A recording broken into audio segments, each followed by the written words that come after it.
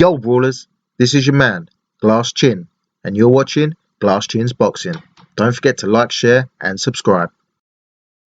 Yo, Brawlers, with the Ukrainian conflict with Russia not looking to end anytime soon, Eddie Hearn has revealed that Anthonyjoshua will be looking to take an interim fight while he waits for his rematch with Usyk. The frontrunners mentioned by Eddie Hearn last week are Deontay luisortiz, ottowallin, and joejoyce has also piped up this week and has been calling Anthonyjoshua out. Personally, I think it's under poor circumstances, but I think Joshua's had a touch that he's got an easy way out of this fight. Joshua shouldn't have activated the rematch clause with Usyk in the first place. I think with the changing of the trainers and him finding himself, he needed to go back to basics and rebuild if he wanted any chance of beating Usyk in the future. The fight was too one-sided and Joshua needs to make too many adjustments to do that in a single training camp. Joshua's been very inactive in recent times, only fighting 3 times in 3 years. And when the mental part of the game seems to be a big part of the problem, then getting a couple of tune-up fights in short succession would be a wise move. Even without the war kicking off and Usyk bravely stepping up to fight for his country, their fight was 6 months ago, and there was no closer for a fight date being scheduled for the rematch. When Joshua lost to Andy Ruiz Jr., Joshua had to take the immediate rematch. If he didn't, then his titles were going to Deontay Wilder.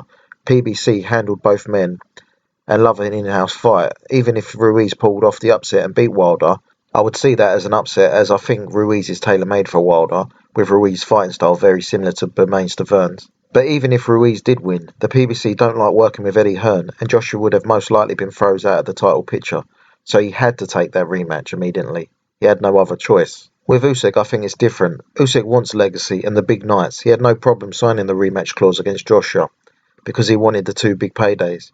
He was mandatory and didn't have to give in to Joshua's rematch demands.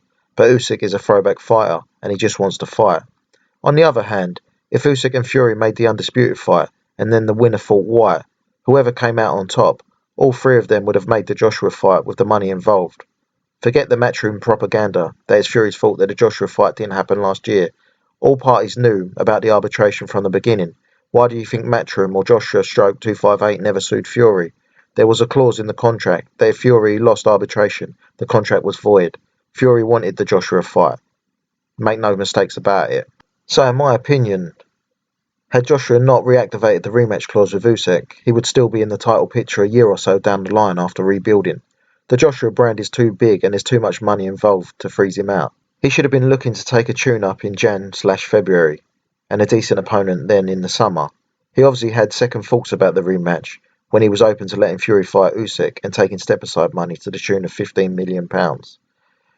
Right, so first up, the bronze bomber, Deontay Wilder. I did a vote on who you guys and girls want Joshua to fight next out of the names mentioned, and 54% of you wanted Joshua to fight Deontay Wilder next. I get it, that's a fight we've all wanted to see for the last 4 or 5 years. That's a great fight between the number 3 and 4th ranked heavyweights in my opinion. It's a great fight for the fans and I'd love to see it, but in my opinion, it's a fight that makes sense for Deontay Wilder more than it does Anthonyjoshua. Wilder is in the who needs him club. Wilder is limited on options to get a big payday, with Andy Ruiz Jr. being his only real option, whereas Anthonyjoshua will be making big money against anyone. Both fighters are coming off losses and won't get the respect for beating the other. It will be like Fury exposed Wilder or Usyk broke Joshua down mentally. Joshua has looked shy to exchange in his last 3 fights, so why put him in with the biggest puncher in the division? I'm looking at it from a business point of view and not as a fan. As a fan, I want to see this fight, and it's top of the list for me. But I think if they want to get Joshua firing on all cylinders again, this move could backfire. It's a great fight and I don't know who wins. 3 years ago I would have said Joshua, but Wilder showed a lot more heart to me in the Fury rematches. He was willing to go out on his shield and never stop trying to win. Joshua, on the other hand, partly his corner's fault, but he basically gave up and never changed tactics and handed his titles to Usyk. One more round and I think Usyk would have knocked Joshua out. He was completely spent, physically and mentally. Does Joshua have it in his locker to go toe-to-toe with Wilder? I'm not so sure he does anymore. If I was Joshua's handlers, I would personally avoid Wilder like the plague, but props to Joshua if that fight happens. Second up, as voted by yourselves, at 28% we have the juggernaut, Joejoyce, the man who was robbed at the 2016 Olympic Games. A man that is very underrated in my opinion. Show me a heavyweight with a better record after 13 fights than Joejoyce. It'll be hard to do so. As a Brit, what's not to like about this fight? Could Joyce's chin and engine hold up against Joshua's early onslaught? Carlos Takam was able to tag Joyce a lot and was winning the fight in my opinion until Joyce broke him down and stopped him in the 6th round. Joyce is known to have the best chin in the division, but you have to edge Joshua in terms of fundamentals, technical ability and speed. Joyce reminds me a lot of an early George Foreman, the way he stalks his prey. He was able to win the battle with the jabs against Daniel Dubois, who was slight favourite with the bookmakers. You would have to give Joshua the edge if they were to fight, but I think as a tune-up for Usyk, Joyce is a bad idea. Why go back to fighting an orthodox fighter in Joyce when you're getting ready for a rematch with a southpaw? A fight with Joyce would be big for Joshua in the domestic market and would easily sell out a decent-sized stadium over here. And there's even talk of them fighting in Nigeria, which may work out in Joshua's favour, being away from the pressure in the British media. Joyce, although a workhorse, doesn't bring the same danger that Wilder brings in terms of one-punch knockout power and Wilder's ability to close the gap fast from range. If I was Joshua's handlers, I would like the Joyce fight, where Joshua has to go in as a decent favourite. I just think, why waste a camp and fight against a non-southpaw when you're preparing and treating this as a fight as a tune-up to the best southpaw in the game?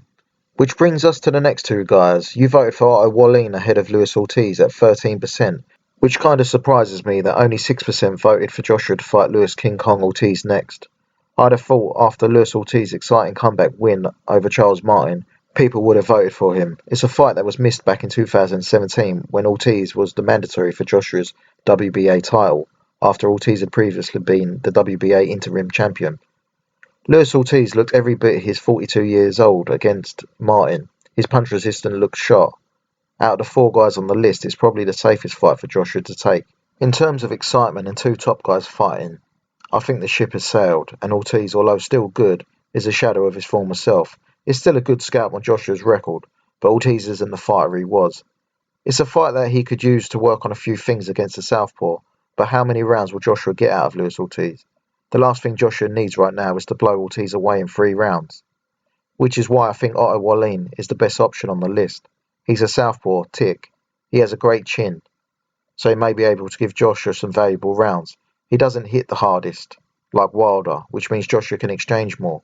Wallin showed a good outside game against Tysonfury and was outboxing him at times. Joshua needs competitive rounds at this point. Wallin fought Joshua twice as an amateur, so Joshua will be familiar with him, and that may help Joshua with the mental side of the game, knowing that he's already beat him twice.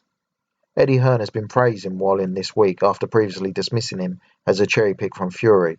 He then claimed White versus Wallin would have been pay-per-view on Sky, but then when White pulled out that fight with an injury, started with the, well, Wallin was only a voluntary and isn't even ranked by the WBC. Now all of a sudden Hearn's done a full 180 and is praising Wallin again.